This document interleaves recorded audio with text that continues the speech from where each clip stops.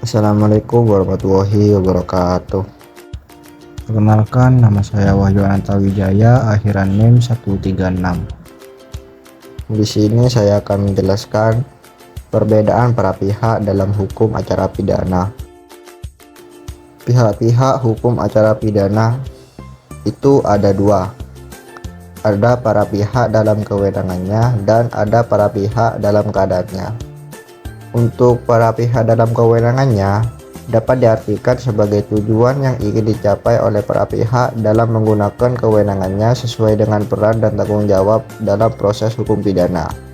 Terus para pihak dalam keadaannya dapat diartikan sebagai tujuan yang dimiliki oleh masing-masing pihak yang terlibat dalam proses hukum pidana terkait dengan kondisi atau situasi tertentu yang mereka hadapi.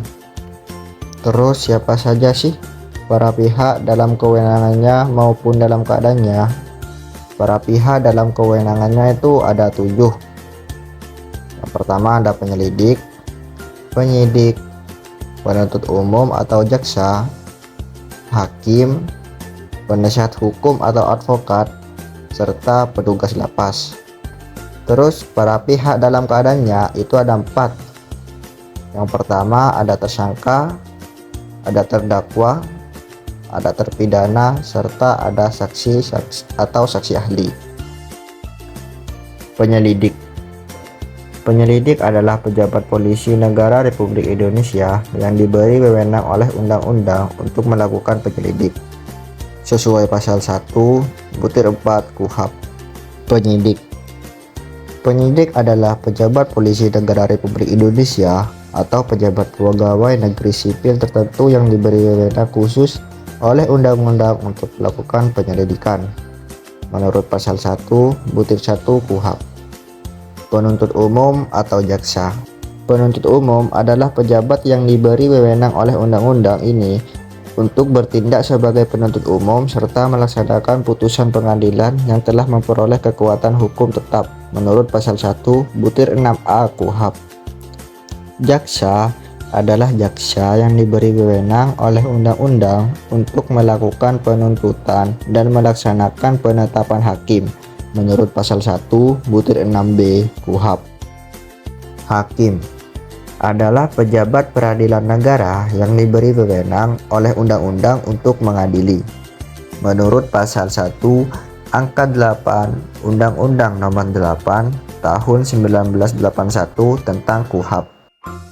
Penasehat hukum atau advokat adalah seorang yang memenuhi syarat yang ditentukan oleh atau berdasarkan undang-undang untuk memberi bantuan hukum menurut pasal 1/13 KUHP. Petugas lapas. Petugas lapas yaitu untuk menjaga keamanan dan ketertiban dalam lapas serta melaksanakan putusan pengadilan terkait pemasyarakatan. Tersangka. Tersangka adalah seorang karena perbuatan atau keadaannya berdasarkan bukti permulaan patut diduga sebagai pelaku tindak pidana menurut pasal 1/14 KUHP. Terdakwa.